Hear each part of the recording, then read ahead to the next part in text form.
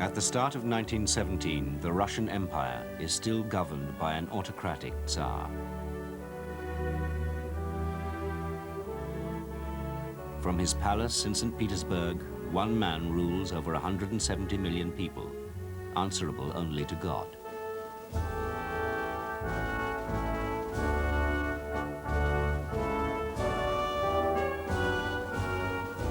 Nicholas II holds more power than any other monarch in Europe. He has resisted political change.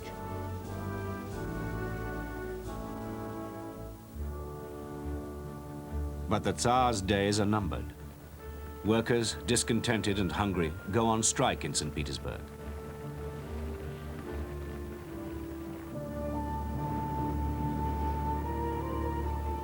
Russia has been fighting in the First World War for nearly 3 years, and the Tsar's huge armies become demoralized and disaffected.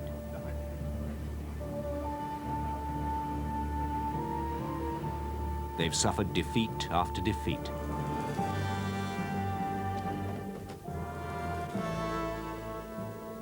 In February, a first revolution takes place. A provisional government takes over. The Tsar abdicates and is arrested. What happens next will change the course of history.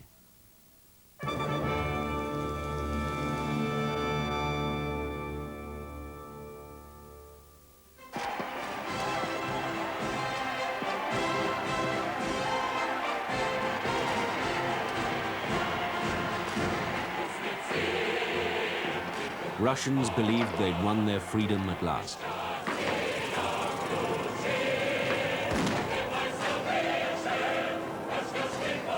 In the euphoria, soldiers, whose mutiny had helped bring down the Tsar, celebrated with workers. Most people expected elections and an assembly to decide the future.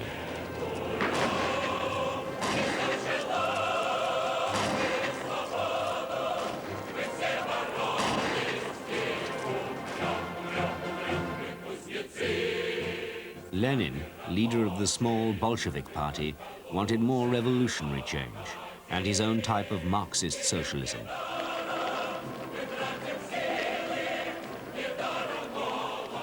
First, he built up popular support by promising to end the war, give land to the peasants, and power to the workers. In October, the Bolsheviks decided they were ready to seize power. Among Lenin's supporters was a young poet, Alexander Bryansky.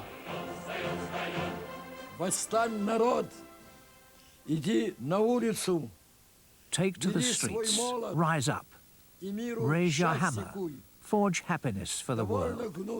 End the bowing and scraping, go boldly, shine, rejoice.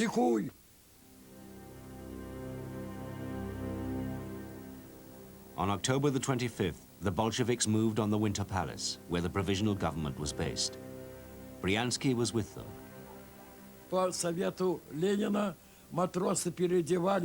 On Lenin's advice, the sailors put on the uniforms of Winter Palace employees. They worked their way into the building through back entrances, attics and roofs. On a warship behind the Winter Palace, Bolshevik sailors waited to give a signal for the final stages of the coup. When the aurora fired, everyone rushed forward, shouting hurrah. We climbed over the gates and broke into the Winter Palace.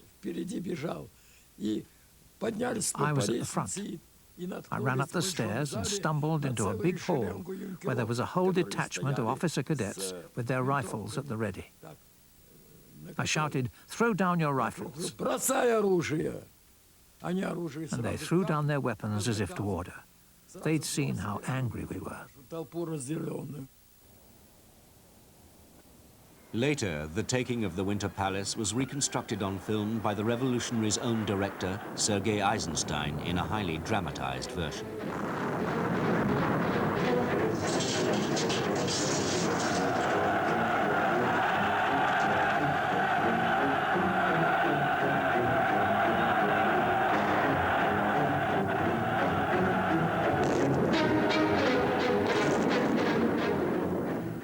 In reality, there was little resistance. Only 5 were killed.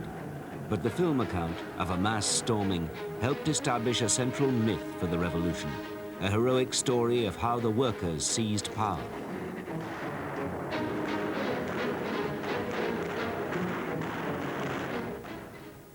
The same night, Lenin spoke to the workers' revolutionary councils, setting out his vision. He told them Russia had turned a new page, leading to the victory of socialism. From now on, he said, the oppressed masses will themselves form the government. Outside the hall, many were frightened by what the Bolsheviks might do. But the early believers were excited by Lenin's message and full of hope. Что будущее России пойдет по другому пути, по пути власть. I thought that the future of Russia would take a different path, that the people would exercise power through the workers and soldiers and Soviets. Everyone would work wherever they were, free from exploitation. Свободным от всякой эксплуатации. Ну, мне нравилось, что эта теория обещает в будущем. What I liked was the promise of a happy, classless society in the future, in which everyone would enjoy all the good created by the society. Благами, что создает общество. Потому что меня что привлекало? I was attracted by the idea of justice, equality between people, acting in the name of humanity. Действия всех наших структур ради человека.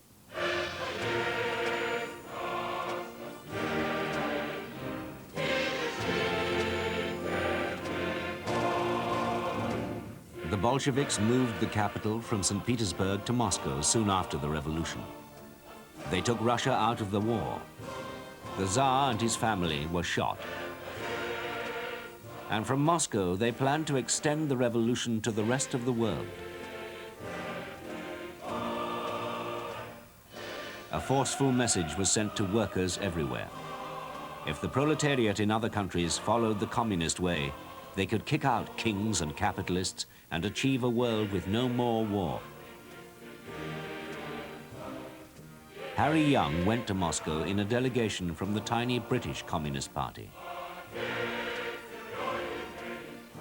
And Zinoviev, who was the chairman, said the next speaker will be Comrade Lenin. Hit a pin drop. Dead silence, vast hall, 3,000 people from all over the world. And a little man, or not much bigger than me, broader-shouldered, with rather Mongolian-looking face, very bald head, little whiskers there. And he got up and he just leaned over like a podium, you know, it was his corner, like that. And he just talked to him like a Dutch uncle. Во всем мире растет союз коммунистов. В ряде стран победила уже советская власть. Еще недолго, и мы увидим победу коммунизма во всем мире. Мы увидим основание Всемирной Федеративной Республики Советов. I thought he had set the scene for the World Revolution, and that the Bolshevik Party would successfully lead it. That next would be Germany, then France, then Italy. In the ferment after the First World War, others tried to follow the Bolshevik example. In Berlin, communists tried to seize power. In Munich, they succeeded briefly. In Hungary, a Soviet republic lasted several months. But success was short-lived. Every communist uprising was crushed.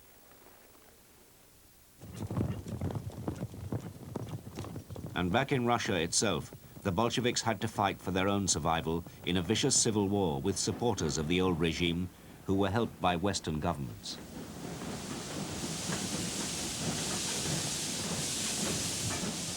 By 1921, the Bolsheviks were victorious, but the party who claimed to speak for the people had never had majority support. Lenin had created a large secret police force to kill and terrorize his opponents.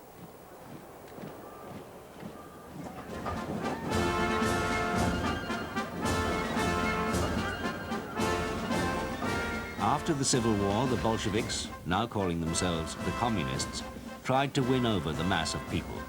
They became masters of modern propaganda. From the wagons of special agit-prop trains, party workers acted out political dramas.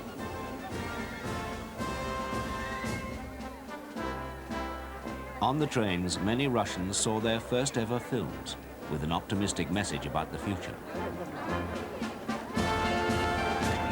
Posters put across the central ideas of communism, as conceived by the 19th century German Karl Marx and adapted by Lenin. At the heart was the idea of class struggle. In the past, the capitalists had exploited the downtrodden workers. Now the proletariat was to take control. In the factories, workers' representatives would make the decisions. The idea of profit would be abandoned. The fruits of toil would be hospitals, housing, and schools. And it would be for communists themselves, the real believers, to lead the way to this radiant future. Mikhail Mindlin was working in a Moscow factory. Не надо было говорить особенные слова. We didn't need special words. We weren't going to discuss the theory of building communism. Только личный пример. Setting a personal example. We considered this the most important thing in all our work, in the Komsomol and in the factories. So people would say, look, that must be a communist. Why? Well, look how he's working. Почему? Потому что вон, смотри, как работает.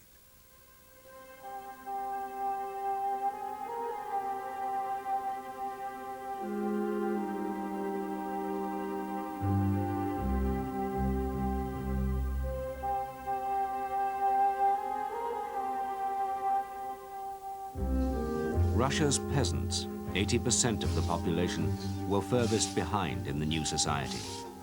Thanks to the revolution, many now farmed land taken from the landowners.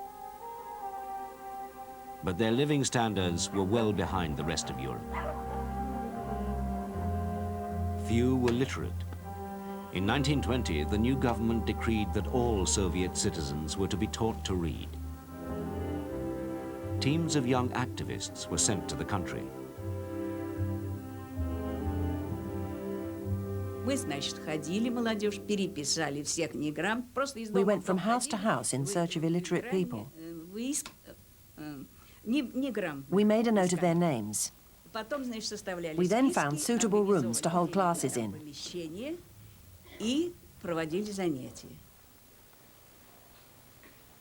Learning to write would open new possibilities to those trapped at the bottom of society. One woman who couldn't come to the classes because of her child at home was helped by Anastasia Denisova. Я сказала, что вот тебе учебник, вот будешь заниматься. I said, here's a textbook for you. I'll come to you so you can learn to read at home. I remember vividly that when the baby cried, she carried on writing with one hand while she rocked him with the other. She was so keen to study. I'll always remember her striving for knowledge and enlightenment. It was immense.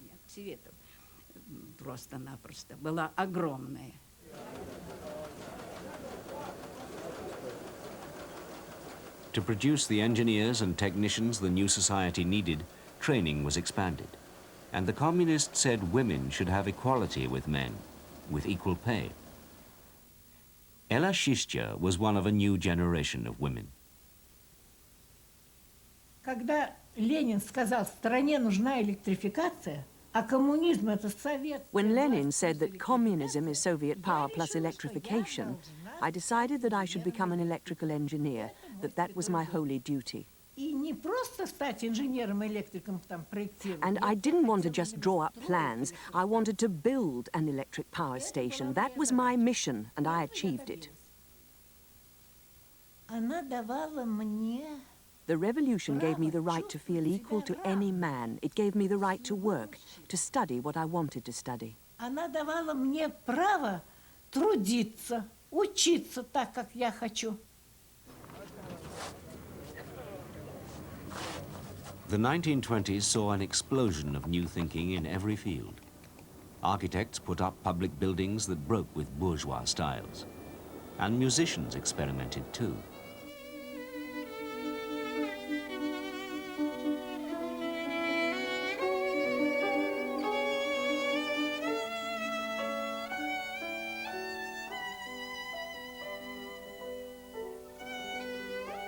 Izo Dekcha was part of a bold experiment that took the idea of equality to new lengths. He played in a new Moscow orchestra in which the musicians were so equal that no conductor was needed.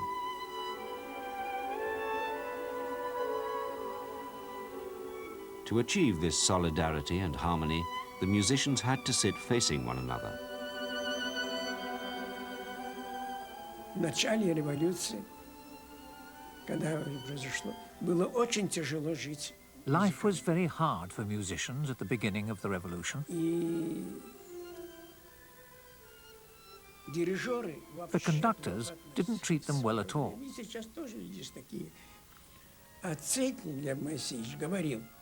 But the founder of the orchestra said that it was the musician who mattered and that he should liberate himself from the fetters of the conductor.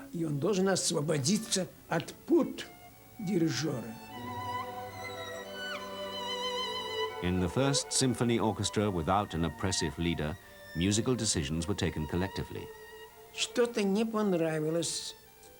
If you didn't like something, you all had a vote.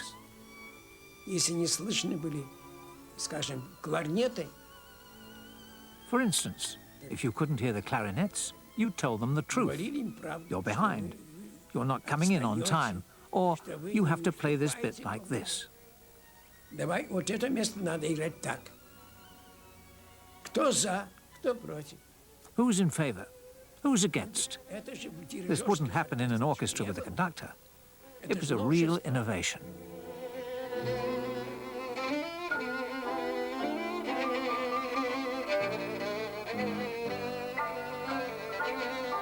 But despite all the talk about equality, the Russian masses did have a conductor who directed everything, and it was Lenin.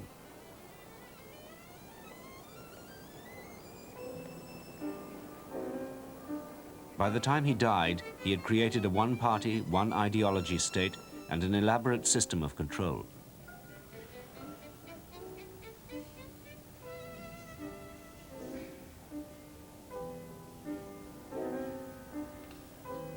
But under Lenin, the aim of socialism had not yet been achieved. His successor, Joseph Stalin, inherited a society in which large parts of the old Russia survived.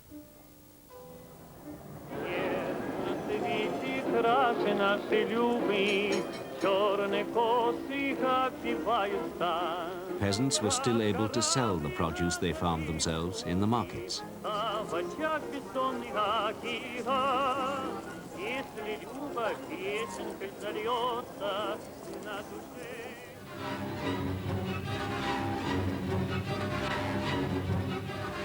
Stalin was determined to complete the building of socialism. So he launched the first 5-year plan to modernize the economy. It was a call for mobilization to create the heavy industries the Soviet Union needed to defend itself in a hostile world. Construction worker Tatyana Fyodorova was held up as an example to others.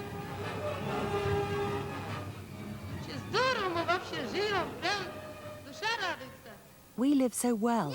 Our hearts are so joyful. In no other country are there such happy young people as us. We're the happiest young people. And on behalf of all young people, I want to thank our party and our dear comrade Stalin for this joy that we have.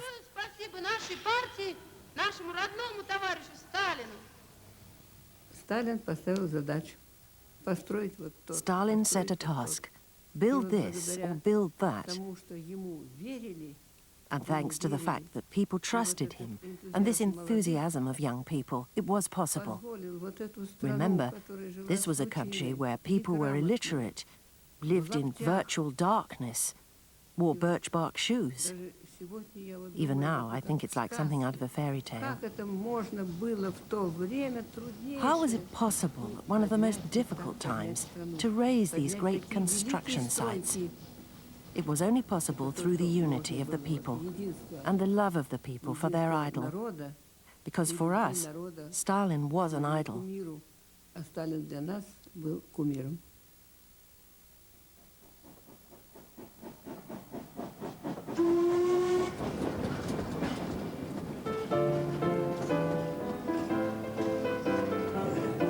With so much to build so quickly, workers were sent all over the country to fulfill the plan.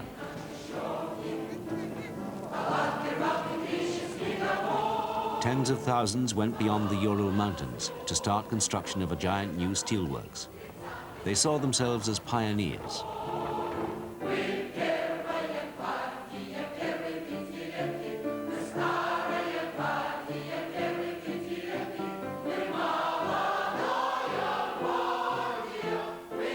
For Valentina Mikova and Mikhail Arkhipov, these were the most fulfilling days of their lives.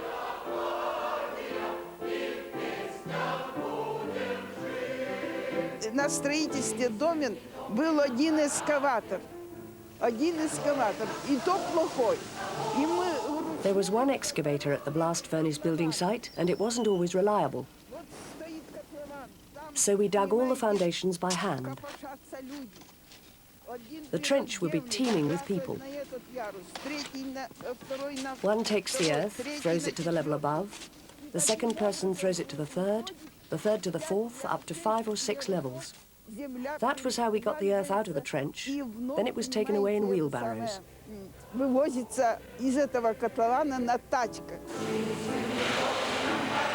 Magnitogorsk was modeled on a plant in America. Among the workers were thousands of forced laborers, and all lived in terrible conditions. The beds were in one large room, shared by up to 200 people, often whole families together. There were wooden lavatories outside and a communal kitchen. Water was rationed, and we had to get that outside as well.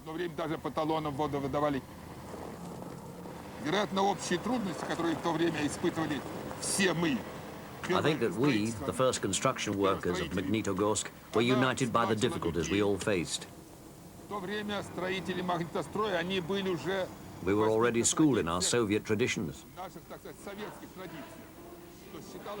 We felt the whole economy was ours, that we were the bosses, that we were working for ourselves.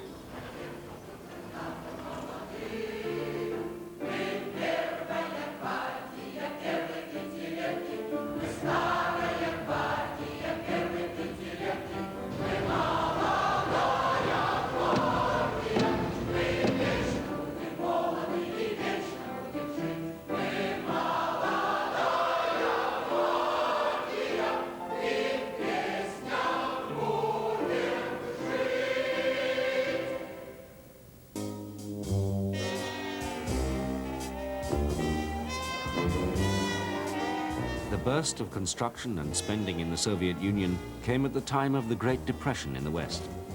Many of the jobless liked what they heard about communism. It sounded like a worker's paradise. I became a communist in short because of what I saw around me here in the United States of America. There was misery, there were children going to bed hungry, there was poverty, and there was no reason for it. We were the richest country in the world, and I saw communists out on the streets demonstrating and trying to do something about it. And that would sum up why I joined the Communist Party. Well, I believe what was going on in the Soviet Union was a noble experiment. You stop and think for a moment of what is the aim of socialism? It's to end all exploitation. It's to put an end to wars. It's to build a system of cooperation instead of confrontation. It's to do away with the extremely rich on one side and the extremely poor on the other side. The Irish playwright George Bernard Shaw toured the Soviet Union, visiting factories and farms with Lady Astor. Shaw wrote in a hotel visitor's book, Tomorrow I leave this land of hope and return to our Western countries of despair. When he got back, he claimed Russia had been maligned.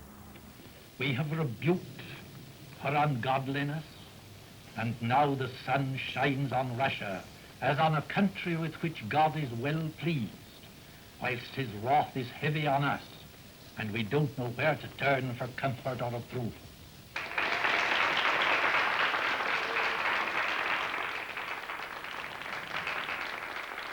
Soviet newsreels showed Stalin as a genial figure, head of the family of nationalities who made up the new workers' state. But he was ruthless with anyone who challenged him. He demanded cooperation at all levels.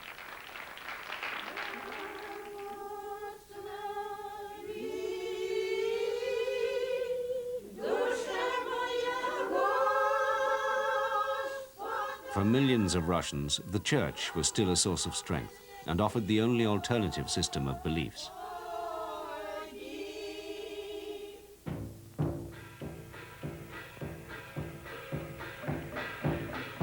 The communists saw the church as a challenge and intensified their attacks on it.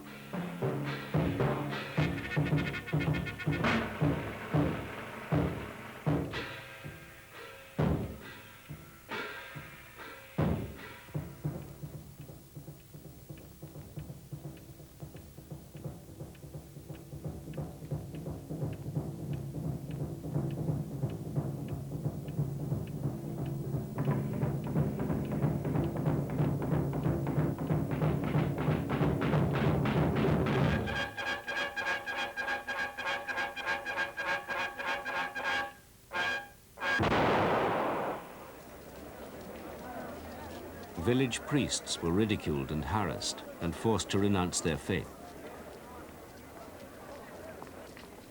Israel Chernitsky was a communist activist in his village in the Ukraine.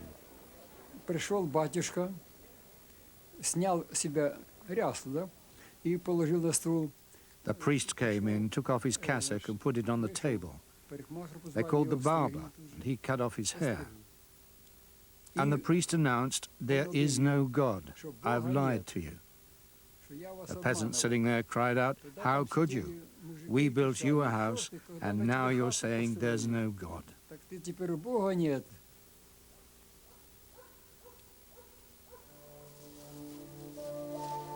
The greatest threat to the life of the peasants came when Stalin decided to end private farming. He thought their methods were too inefficient